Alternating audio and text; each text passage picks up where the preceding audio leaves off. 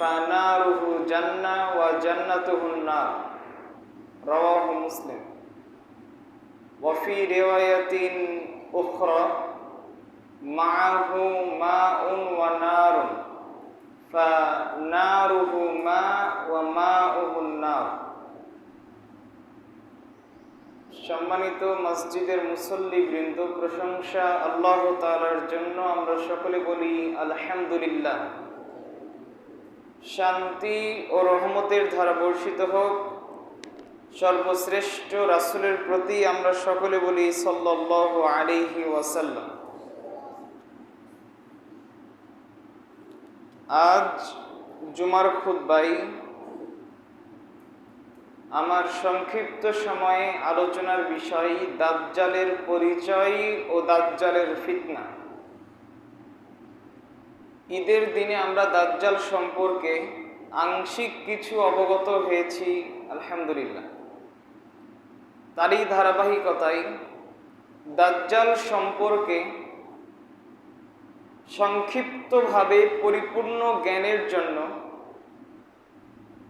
সংক্ষিপ্তভাবে পরিপূর্ণভাবে জানার জন্য আজকের জুমার খুতবায় আমরা বাকি অংশ জানার চেষ্টা করব ইনশাআল্লাহ।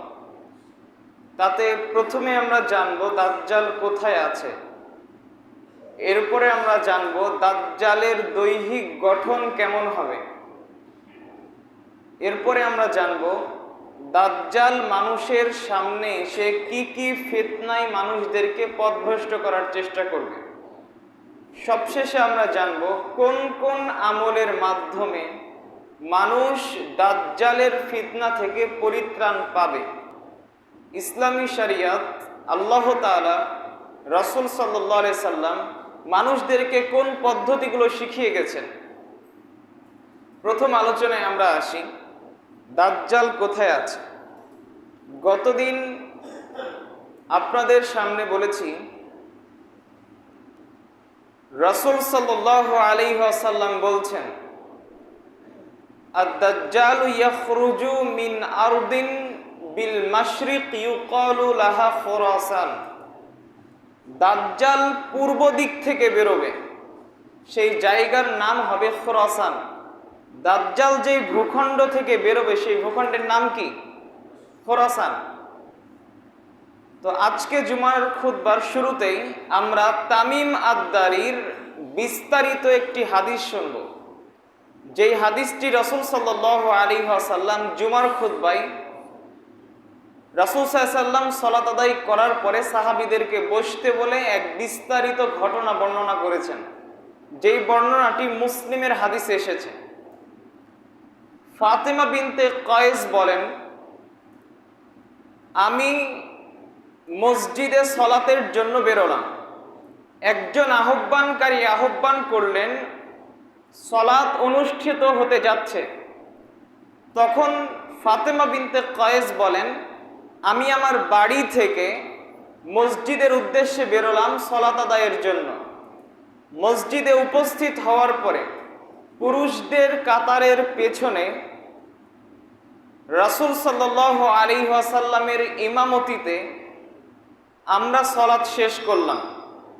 যখন আমরা সালাত শেষ করলাম, রাসূল সাল্লাল্লাহু আলাইহি ওয়াসাল্লাম দাঁড়ালেন।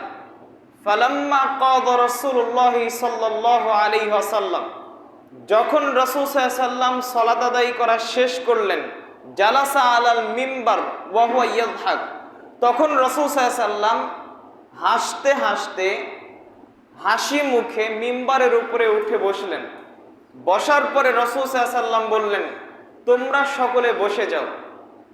এই কথা বলার পরে রাসূল সাল্লাল্লাহু আলাইহি ওয়াসাল্লাম বলছেন, আতাদরুনা, সাহাবীরা তোমরা কি বলতে পারো, লিমা জামাআতুকুম, আমি কেন তোমাদেরকে আজকে মিম্বারে উপরে উঠে তোমাদেরকে বসতে বললাম। তখন রাসূল সাল্লাল্লাহু আলাইহি ওয়াসাল্লাম নিজেই উত্তর দিয়ে বলছেন, সাহাবীরা বললেন, আল্লাহ এবং তার রাসূল ভালো জানে। এরপরে রাসূল সাল্লাল্লাহু আলাইহি ওয়াসাল্লাম বলছেন, আমি তোমাদেরকে লি রাগবাতিন ওয়ালা লি রাহবা, কোনো ভালো কাজের প্রতি উৎসাহ প্রদান করার জন্য অথবা কোনো খারাপ কাজ থেকে তোমাদেরকে নিষেধ করার জন্য আজকে আমি তোমাদের সামনে দাঁড়াইনি, বরং আমি তোমাদের সামনে দাঁড়িয়েছি এই জন্য যে কানা তামিম আদ-দারি ইহুদিয়ান, তামিম দারি একজন ইহুদি ব্যক্তি ছিল। ফাজাআ ফাবায়া ওয়া আসলামা, তামিম দারি আমার কাছে এসে বায়াত গ্রহণ করেছে এবং ইসলাম গ্রহণ করেছে। তো তামিম দারি আমাকে এমন একটি ঘটনা শোনাচ্ছে, যেই ঘটনা আমি তোমাদেরকে বলতাম দাজ্জাল সম্পর্কে। এই বলে রাসূল সাল্লাল্লাহু আলাইহি সাল্লাম তামিম দারির বিস্তারিত ঘটনা বর্ণনা শুরু করলেন। রাসূল সাল্লাল্লাহু আলাইহি ওয়াসাল্লাম বলছেন, আন্নাহু রাকিবা ফি সাফিনাতিন বাহরিয়াতিন মা'a 30 রাজুলান মিন লাহমিন ওয়া জুদাদ। রাসূল সাল্লাল্লাহু আলাইহি ওয়াসাল্লাম বলছেন, তামিম দারি লাহম এবং জুদাম সম্প্রদায়ের 30 জন ব্যক্তিকে নিয়ে সমুদ্র সফরে একটা জাহাজে বেরোলেন। সমুদ্র সফরের জন্য একটি জাহাজে তামিমাদ্দারি লাহম এবং জুদাম সম্প্রদায়ের 30 জন ব্যক্তিকে নিয়ে বেরোলেন। ফালাইবা বিহিমুল মাউজু শাহরন, অতঃপর সমুদ্রে বের হওয়ার পর সমুদ্র সেই জাহাজকে নিয়ে 1 মাস যাবৎ খেলল। অর্থাৎ সমুদ্রে যখন তারা বেরোয়েছে তখন সমুদ্রে ঝড় শুরু হয়েছে, তারা নিজের জাহাজের নিয়ন্ত্রণ হারিয়ে ফেলেছে। এরকম চলল কয় মাস? 1 মাস।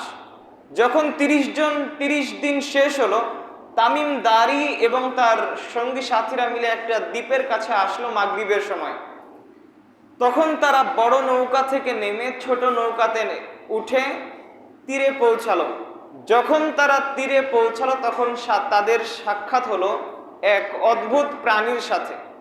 তামিম দারি বলছেন, প্রাণীর গায়ে ছিল এত লোম, লোমের কারণে বোঝা যায় না যে কোনটা তার পিছন আর কোনটা তার সামনের দিক, তার গায়ে এত লোম ছিল। যখন তার সাথে সাক্ষাৎ হলো তখন তাকে জিজ্ঞেস করলো, তুমি কে? তখন ওই অদ্ভুত প্রাণীটা উত্তর দিচ্ছে, আমি হলাম আনাল জাসসাস, আমি হলাম গোয়েন্দা, আমি হলাম গোয়েন্দা। তখন 30 জন লোক বলল যে গোয়েন্দা আবার কি? তখন অদ্ভুত প্রাণীটি বলছে, তোমরা ওই ঘরের দিকে যাও, সেখানে একজন লোক তোমাদের সাথে সাক্ষাতের জন্য আগ্রহী, তোমাদের সাথে সাক্ষাতের জন্য ব্যস্ত হয়ে পড়েছে। তখন 30 জন লোক ভয় পেয়ে গেল যে আসলে কি শয়তান নাকি। এরপরে তামিম দারি তার 30 জন সঙ্গী সাথীকে নিয়ে সেই ঘরের দিকে গেল।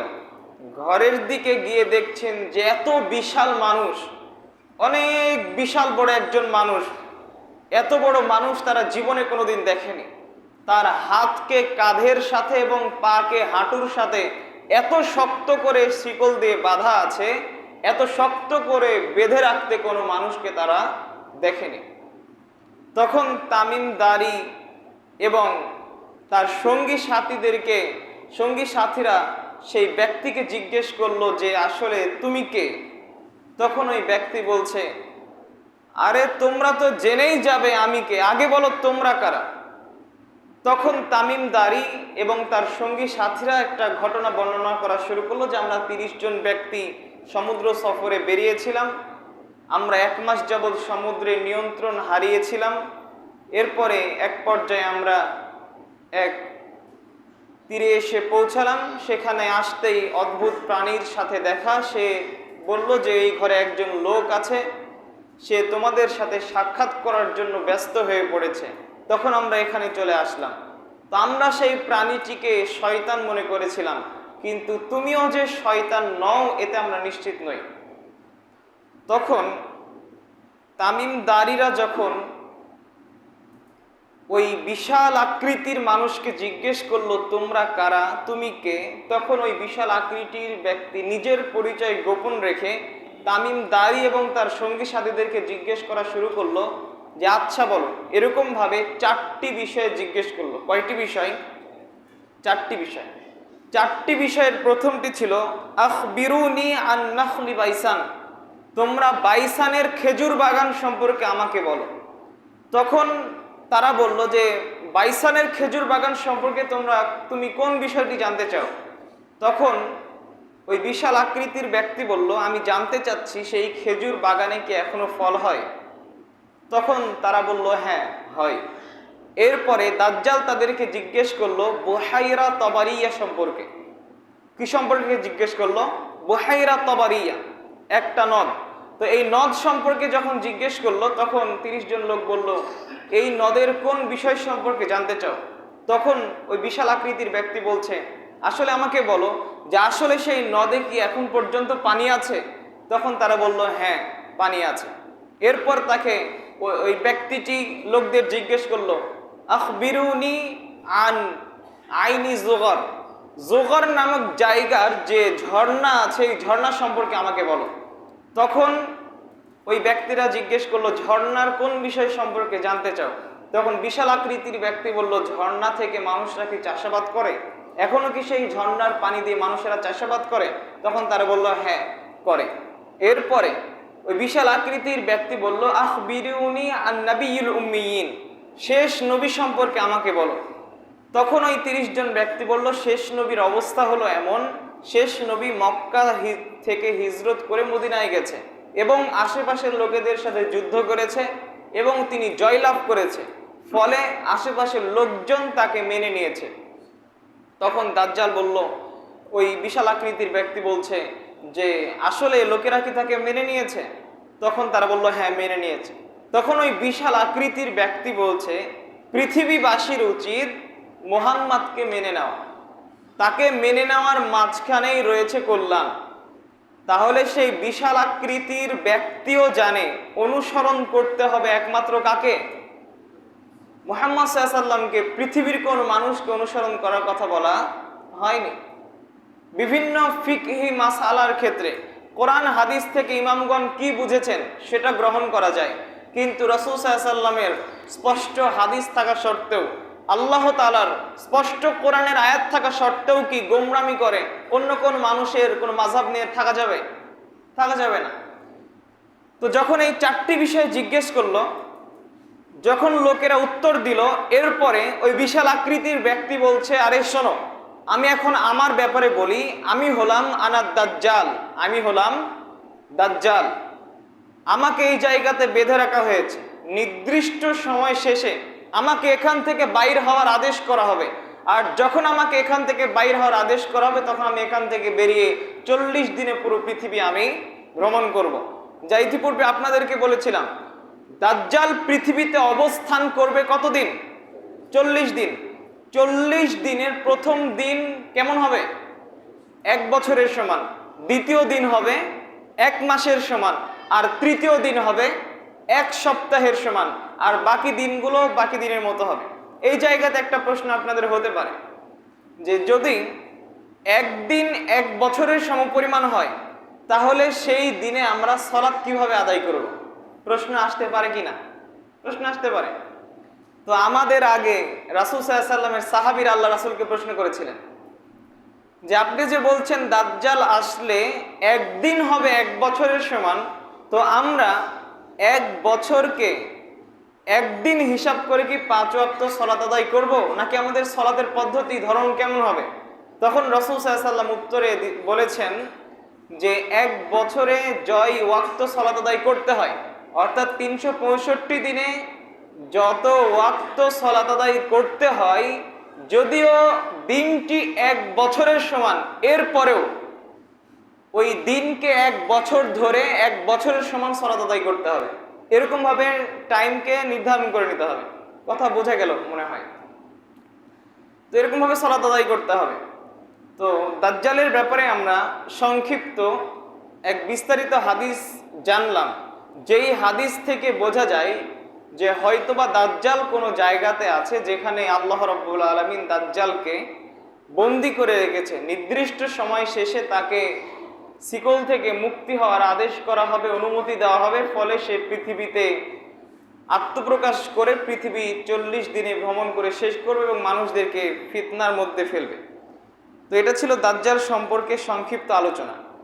তো এই হাদিস যখন রাসূল সাল্লাল্লাহু আলাইহি সাল্লাম সাহাবীদের সামনে পেশ করলেন, পেশ করার পরে তিনি এক পর্যায়ে বললেন যে দাজ্জাল নিজে নিজেই বলবে, পৃথিবীর প্রত্যেকটা অঞ্চল, প্রত্যেকটা গ্রাম শহর আমি ঘুরে বেড়াবো, কিন্তু মক্কা এবং মদিনায় আমি প্রবেশ করতে পারবো না। মক্কা এবং মদিনায় আমাকে প্রবেশের অনুমতি দেওয়া হবে না। তার প্রত্যেকটা দরজাতে, প্রত্যেকটা রাস্তায় ফেরেশতারা তরবারি মুক্ত করে ধারালো তরবারি নিয়ে পাহারা দিচ্ছে, আমি গেলে আমাকে আঘাত করবে। তো এই জায়গাতে রাসূল সাল্লাল্লাহু আলাইহি ওয়াসাল্লাম তার লাঠি দিয়ে মিম্বারে আঘাত করে তার শহরের নাম উচ্চারণ করছিলেন। এভাবে হাদিসটি আমরা এখানে শেষ করি। হাদিসটি মুসলিমে বর্ণিত হয়েছে। তো এবার আমরা আসি দাজ্জালের দৈহিক গঠন কেমন হবে। পৃথিবীতে অনেক দেশ রয়েছে, আপনারা জানবেন প্রত্যেকটা দেশের কিন্তু গোয়েন্দা সংস্থা আছে না নেই? তো গোয়েন্দা সংস্থার কি কাজ, কেন তাদেরকে তৈরি করা হয়? যে কাজগুলো তারা করে তার মধ্যে একটি কাজ হলো তারা নিজেদের শত্রুকে চেনে, শত্রুকে যাচাই বাছাই করার জন্য কারা তাদের শত্রু কারা তাদের বন্ধু এটাকে নির্ধারণ করার জন্য তারা গোয়েন্দা সংস্থা তৈরি করে। তো আমি পরিপূর্ণ মানুষ তখনই হতে পারবো যখন অন্যান্য গুণাবলীর সাথে আমি নিজের শত্রুকে চিনতে পারবো। আমি একজন মানুষ হিসেবে যদি আমি আমার শত্রুকেই চিনতে না পারি তাহলে এটা আমার পূর্ণতা আসে না, এটা আমার অনেক ত্রুটি। কাজেই আমাদের প্রত্যেককে আমাদের শত্রুকে চিনতে হবে। তো শত্রুকে চেনার জন্য শত্রুর যাবতীয় গুণাবলী, বৈশিষ্ট্য, তার কাজকর্ম, কিভাবে আমার ক্ষতি করতে পারে, এই বিষয়গুলো সম্পর্কে আমাদের জ্ঞান রাখতে হবে।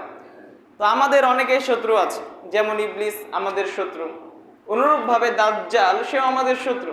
তো দাজ্জাল সম্পর্কে জানতে হবে। যখন দাজ্জাল আমাদের সামনে আত্মপ্রকাশ করলো তখন আমরা কিভাবে বুঝবো যে এটা দাজ্জাল? হঠাৎ কোনো একজন ব্যক্তি এসে মানুষদেরকে ফিতনায় ফেললো, তখন আমরা তাকে বলবো দাজ্জাল? অনেকে দেখবেন নিজেকে ঈসা আলাইহিস সালাম দাবি করছে, ইমাম মাহাদি দাবি করে, অনেক মানুষ তাদেরকে মেনে নেয়, অনেকে নিজেদেরকে শেষ নবী দাবি করে। তো লোকেরা তাদেরকে মেনে নেয়। এর কারণ কি? এর মূল কারণ হলো আসলে যে নবীদের বৈশিষ্ট্য কি, আসলে ঈসা আলাইহিস সালামের বৈশিষ্ট্য কি হবে, তার কার্যকলাপ কি হবে, এই সম্পর্কে লোকেদের জ্ঞান ধারণা থাকে না। তো দাজ্জালের আকৃতি সম্পর্কে আমরা জানবো। দাজ্জালের প্রথমে আমরা দেখি রাসূল সাল্লাল্লাহু আলাইহি ওয়াসাল্লাম বলছেন ইন্নাহু আ'ওয়ার, দাজ্জাল হবে কানা, অন্ধ। দাজ্জালের এক চোখ হবে কানা। ওয়া ইন্না রাব্বাকুম লাইসা বিআ'ওয়ার, কিন্তু তোমাদের যিনি প্রতিপালক রয়েছে তিনি অন্ধ নন, তিনি কানা নন। দাজ্জালের দ্বিতীয় বৈশিষ্ট্য হলো দাজ্জালের মাথার চুলগুলো অনেক ঘন হবে। রাসূল সাল্লাল্লাহু আলাইহি ওয়াসাল্লাম বলছেন দাজ্জাল হবে জুফাফুশ শা'r, তার মাথার চুলগুলো অনেক ঘন। তৃতীয় নম্বরে দাজ্জালের বৈশিষ্ট্য হলো দাজ্জালের চুলগুলো পেছন থেকে গোছা গোছা হবে, অনেক ঘন। রাসূল সাল্লাল্লাহু আলাইহি সাল্লাম বলছেন ওয়া ইন্না শা'রাদ দাজ্জাল মিন ওয়ারাই রাসিহি হুবুক হুবুক, দাজ্জালের চুলগুলো তার পেছন থেকে অনেক ঘন হবে। এরপরে রাসূল সাল্লাল্লাহু আলাইহি সাল্লাম বলছেন দাজ্জালের চুলগুলো হবে জাআদুন, অর্থাৎ কোকড়ানো। দাজ্জালের চুলগুলো কেমন হবে? কোকড়ানো। তো এখান থেকে আমরা কয়েকটি জিনিস বুঝতে পারি। দাজ্জালের মাথায় অনেক ঘন চুল বিশিষ্ট হবে এবং দাজ্জালের চুলগুলো পেছন দিকে থাকবে অনেক ঘন আকারে এবং দাজ্জালের চুলগুলো কোকড়া কোকড়া হবে। তো দাজ্জালের আরো বৈশিষ্ট্য হলো, পঞ্চম নম্বর বৈশিষ্ট্য, দাজ্জালের চোখের মাঝখানে কাফের লেখা থাকবে। রাসূল সাল্লাল্লাহু আলাইহি ওয়াসাল্লাম বলছেন ওয়া ইন্না বাইনা আইনাইহি মাকতুবুন কাফির, দাজ্জালের দুই চোখের মাঝখানে কি লেখা থাকবে? কাফের লেখা থাকবে। এবং এই কাফের শব্দটি প্রত্যেকটা ব্যক্তি পড়তে সক্ষম হবে।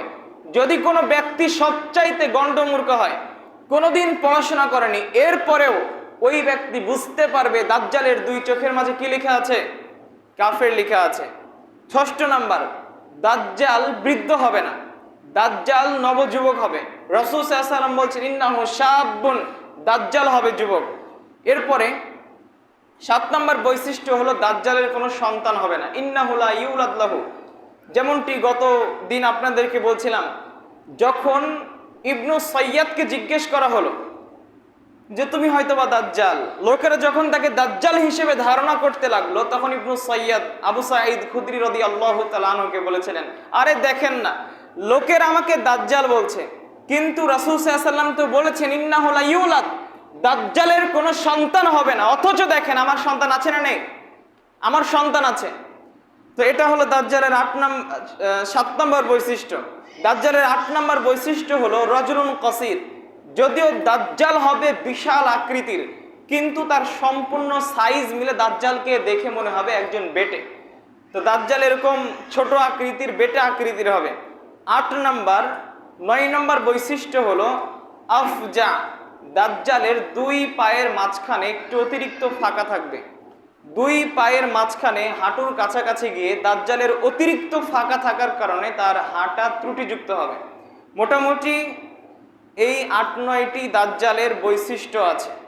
আমরা এই বৈশিষ্ট্যের মাধ্যমে চিনতে পারবো দাজ্জাল আমাদের সামনে এসেছে এবং এ হলো দাজ্জাল।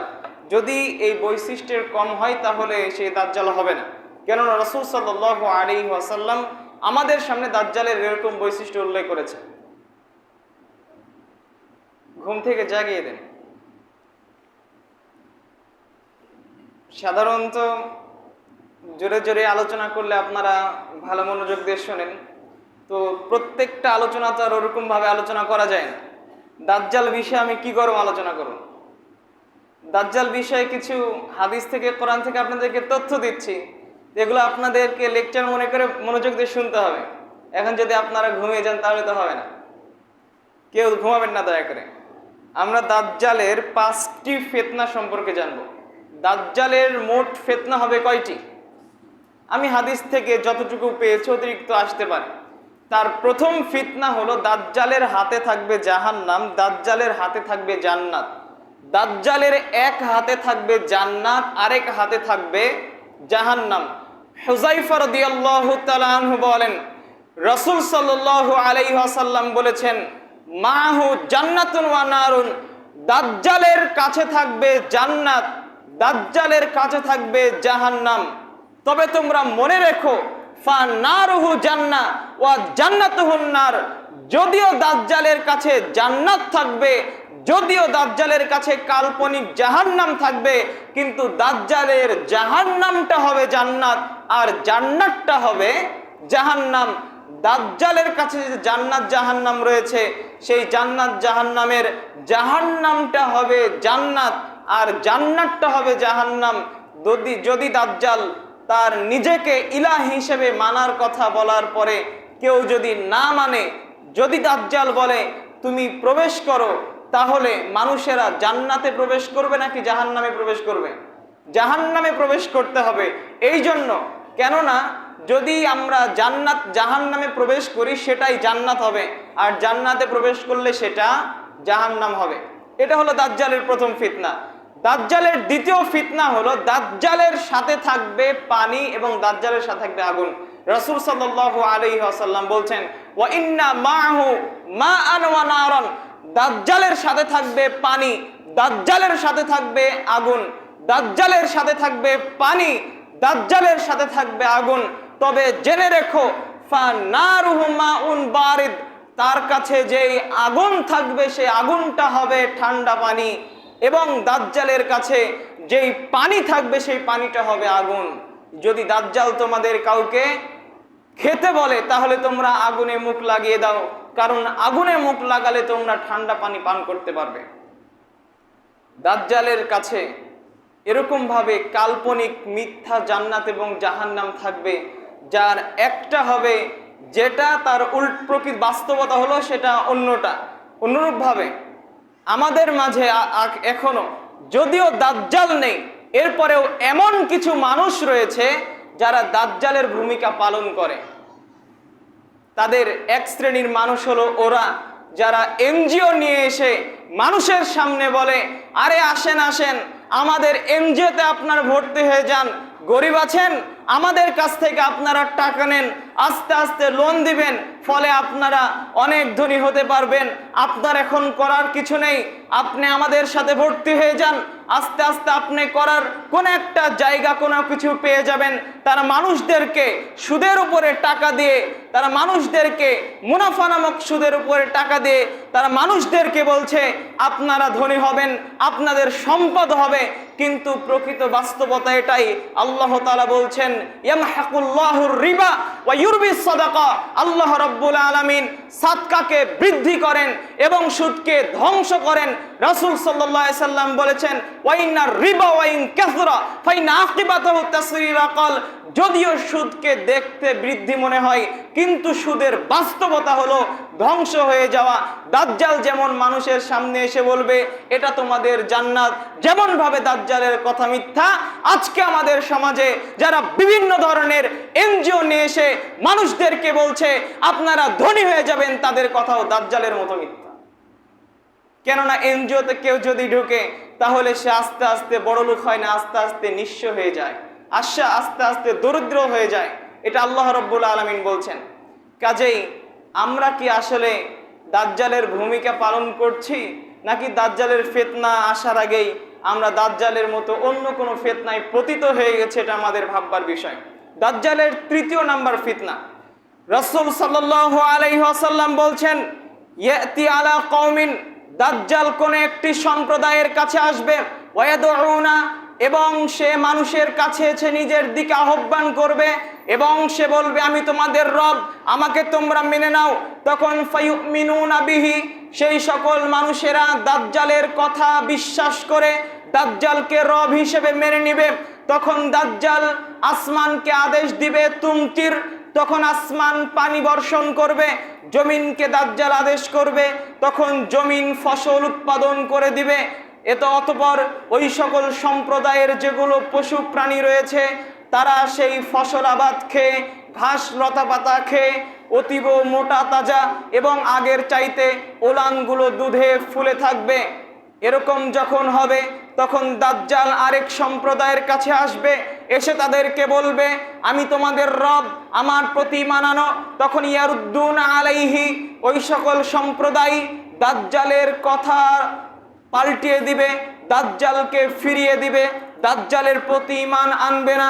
তখন দাজ্জাল যখন সেই জায়গা থেকে চলে যাবে তখন সেই সকল এলাকা একেবারে ধুধু মরুভূমি হয়ে যাবে, অনুর্বর হয়ে যাবে, তাদের পশু পাখিগুলো মারা যাবে, সবকিছু ধ্বংস হয়ে যাবে। অতঃপর দাজ্জাল কোনো মৃত জমি, শুকনো জমিনের পাশ দিয়ে হেঁটে যাবে এবং আদেশ করবে হে খনিজ সম্পদ, যা কিছু মাটির ভিতর রয়েছে তোমরা বেরিয়ে আসো।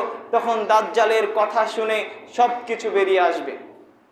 আজকে যখন আমাদের সামনে দাজ্জালের আলোচনা করা হচ্ছে তখন আমরা মনে করছি আজকে যেমন ভাবে আমরা ইসলামের উপরে আছি, অনুরূপ ভাবে দাজ্জাল যখন আমাদের সামনে আসবে তার চেহারা দেখে, তার নিদর্শন দেখে আমরা চিনে নিব সে হলো দাজ্জাল এবং তার ফিতনা থেকে আমরা বিরত থাকব।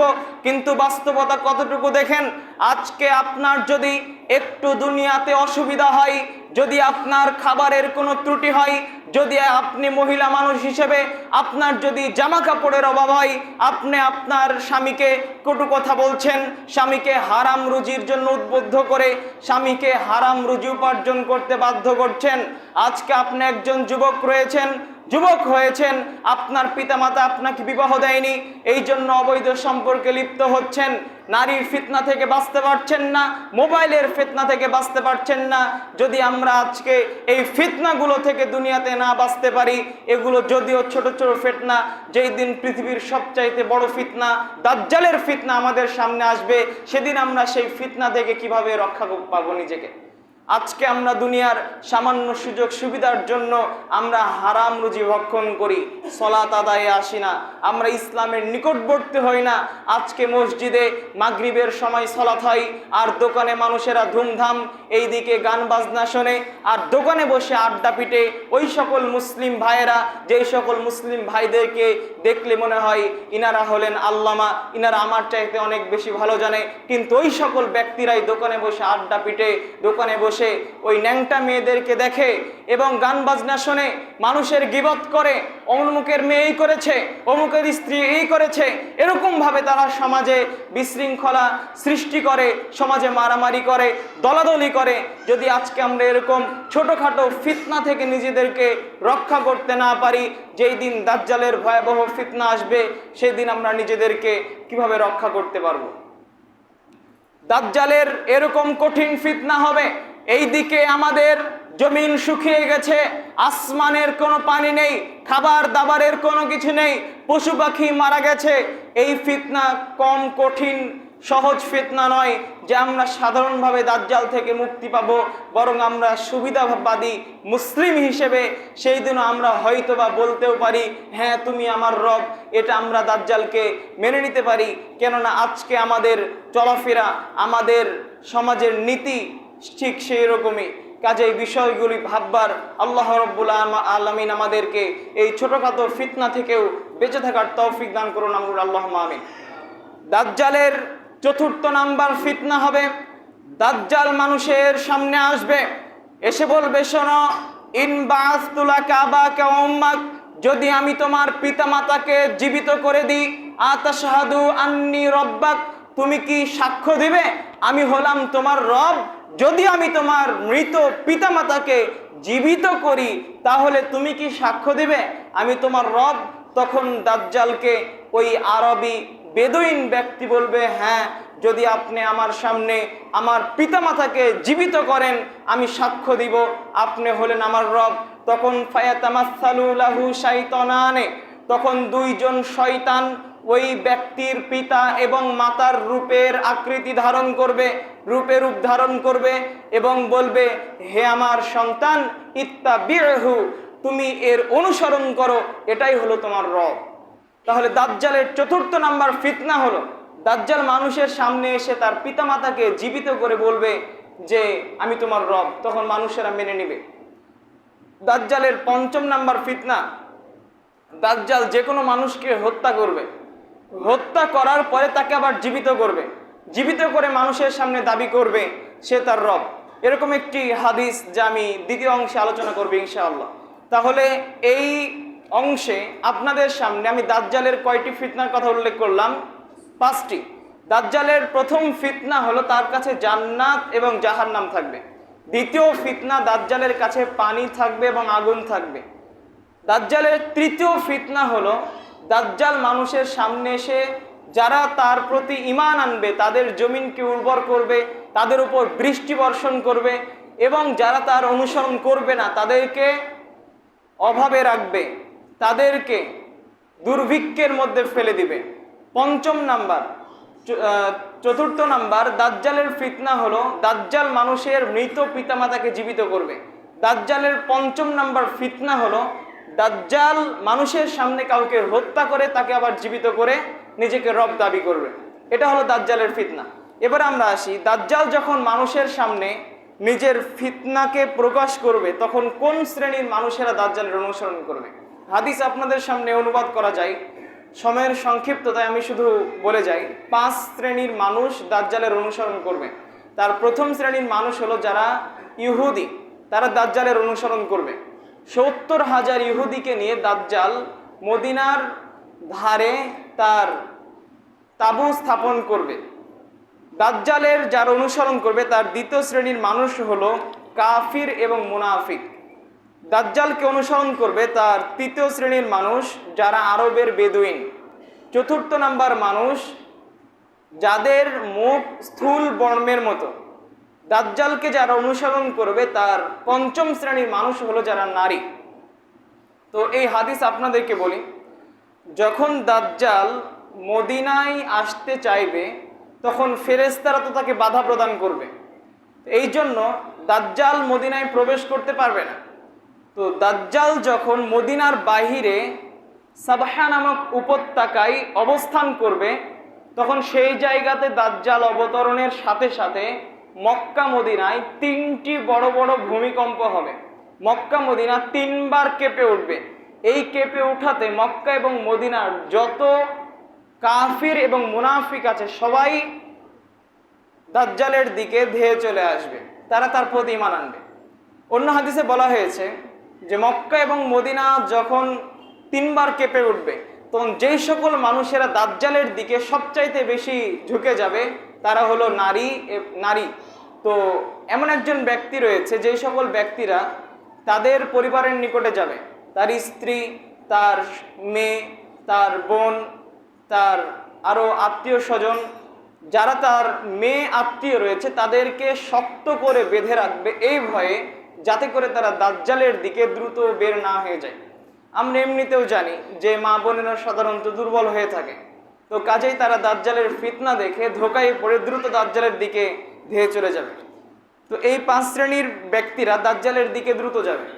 তো এবার আমরা আসি দাজ্জালের ফিতনা থেকে আমরা কিভাবে রক্ষা পাবো। দাজ্জালের ফিতনা থেকে রক্ষা পাওয়ার 5-6টি কয়েকটি উপায় আছে। তার মধ্যে প্রথম নাম্বার উপায় হলো দাজ্জালের কথা শুনে সেই জায়গা থেকে দূরে চলে যেতে হবে। রাসূল সাল্লাল্লাহু আলাইহি ওয়াসাল্লাম বলেছেন, তোমাদের কেউ যদি দাজ্জালের কথা শোনে তাহলে তোমরা সেখান থেকে দূরে সরে যাও। দ্বিতীয় নাম্বার পথ হলো মক্কা মদিনায় অবস্থান করা, কেননা মক্কা এবং মদিনায় দাজ্জাল প্রবেশ করতে পারবে না। কাজেই দাজ্জালের ফিতনা থেকে বাঁচার উপায় হলো মক্কা মদিনায় অবস্থান করা। তৃতীয় নাম্বার, দাজ্জালের ফিতনা থেকে বাঁচার উপায় আল্লাহ তাআলার কাছে আশ্রয় চাওয়া। আমরা কি বলে আশ্রয় চাইবো? রাসূল সাল্লাল্লাহু আলাইহি সাল্লাম সালাম ফেরানোর পূর্বে প্রত্যেক দিন প্রত্যেক সালাতে তিনি বলতেন, আল্লাহুম্মা ইন্নী আউযু বিকা মিন ফিতনাতিল মাসিহিদ দাজ্জাল। এই দোয়া আমরা সালাম ফেরানোর পূর্বে পাঠ করব। চতুর্থ নাম্বার হলো সূরা কাহাফের প্রথম 10 আয়াত মুখস্থ করা। রাসূল সাল্লাল্লাহু আলাইহি ওয়াসাল্লাম বলছেন, মান হাফিযা 10 আয়াতিন মিন আউয়ালি সূরাতিল বাকারা ওয়া উসিমা মিন ফিতনাতিদ দাজ্জাল। যেই ব্যক্তি সূরা বাকারার প্রথম 10 আয়াত মুখস্থ করবে তাকে দাজ্জালের ফিতনা থেকে রক্ষা করা হবে। অন্য বর্ণনায় সূরা কাহাফের প্রথম 3 আয়াত আছে, অন্য বর্ণনায় সূরা কাহাফ সম্পূর্ণ মুখস্থ করার কথা বলা আছে। তো আমরা এই 3টি হাদিসের প্রতি আমল করার চেষ্টা করব। আল্লাহ রাব্বুল আলামিন আমাদের তৌফিক দান করুন। তো দাজ্জালের ফিতনা থেকে বাঁচার আরেকটি উপায় হলো ইসলামের জ্ঞান রাখা, শরীয়তের জ্ঞান রাখা। এই হাদিস বলে আলোচনা শেষ করি। তা হলো দাজ্জাল যখন মদিনার বাইরে অবস্থান করবে তখন একজন মুমিন ব্যক্তি যুবক তার কাছে আসবে, এসে বলবে যে আমি সাক্ষ্য দিচ্ছি তুমি হলা সেই দাজ্জাল, যে দাজ্জালের কথা রাসূল সাল্লাল্লাহু আলাইহি ওয়াসাল্লাম আমাদেরকে বলতেন। তখন দাজ্জাল সাধারণ জনগণকে বলবে, শোনেন, যদি আমি একে হত্যা করে আবার জীবিত করি তাহলে কি আপনারা আমার প্রতি ঈমান আনবেন? তখন সকলে বলবে হ্যাঁ। তখন ওই যুবককে দাজ্জাল হত্যা করবে। হত্যা করার পরে সেই যুবককে পুনরায় জীবিত করবে। তখন সেই যুবক দাজ্জালকে বলবে, তুমি যে দাজ্জাল আমি আরো বেশি নিশ্চিত হয়ে গেলাম, আমাকে তুমি হত্যা করেছো। এরপরে দাজ্জাল ওই যুবককে হত্যা করার চেষ্টা করবে, কিন্তু পরবর্তীতে তার হত্যা করতে পারবে না। তো ওই যুবক দাজ্জালের এই ফিতনা দেখার পরেও কিভাবে সে দাজ্জালের ফিতনা থেকে বাঁচল? কারণ তার কাছে শরীয়তের জ্ঞান রয়েছে, সে জানে যে দাজ্জালের ফিতনা এরকম এরকম হবে। এজন্য দাজ্জাল সম্পর্কে আপনাদের সামনে 2 জুমায় আমি মোটামুটিভাবে যতটুকু সাধ্যের মধ্যে আমি পড়াশোনা করে যাবতীয় বিষয় আপনাদের সামনে তুলে ধরার চেষ্টা করেছি। তো কিছু ত্রুটি হতে পারে, আপনারা বাকি জেনে নেবেন। তো দাজ্জালের এরকম ফিতনা আছে, আল্লাহ রাব্বুল আলামিন আমাদেরকে সেই ফিতনাগুলো সম্পর্কে জানার তৌফিক দান করুন, আল্লাহুম্মা আমিন। এবং জ্ঞান ছাড়া কখনো মানুষ সভ্য হতে পারে না। আপনারা দেখছেন যে দিনে দিনে মানুষরা কত নিকৃষ্ট পথে চলে যাচ্ছে, এমনকি যারা হুজুররা রয়েছে তারাও নিকৃষ্ট পথে অনেক কাজ করছে, যা আপনারা অনেকে শুনছেন। তো আপনারা কয়েকদিন আগে শুনেছেন একজন মেয়েকে হয়তো 5-6 জন যুবক মিলে কি করেছে, যারা ফেসবুকের সাথে জড়িত আছেন। তো এরকমভাবে দিন দিন অনেক ঘটনা ঘটে যাচ্ছে, কিছু প্রকাশ পাচ্ছে আর কিছু প্রকাশ পাচ্ছে না। তো মানুষেরা তখনই সভ্য হবে যখন মানুষেরা জ্ঞান অর্জন করবে। আর আপনারা যাতে ইসলামে জ্ঞান অর্জন করেন সেজন্য আমি আপনাদের মাঝে এরকম মাঝে মাঝে বিষয়ভিত্তিক আলোচনা করে আপনাদের মাঝে প্রতিযোগিতার কিছু ব্যবস্থা করব ইনশাআল্লাহ, যা আমি একবার বাস্তবায়ন করেছি। তো প্রতিযোগিতায় যারা উত্তীর্ণ হয়েছে প্রথম 3 জন, তাদেরকে পুরস্কৃত করার কথা ছিল গত ঈদের দিন, কিন্তু অনেকের হয়তোবা মানে মাংস খাওয়ার প্রতি এতটাই আগ্রহী যে 5 মিনিটে হয়তোবা পেট খসে পড়ে যাবে কিংবা মনটা ওই দিকেই চলে যাবে, এই জন্য তাদের কারণে হয়নি। তো আজকে জুমার দিনে আশা করছি আপনারা কেউ উঠবেন না, আপনারা সকলে বসে থাকবেন এবং কারা পুরস্কার পাচ্ছে দেখবেন এবং আপনারা আগ্রহী হওয়ার চেষ্টা করবেন। আপনাদের মাঝে এখানে যারা উপস্থিত 15 বছরের ওপরে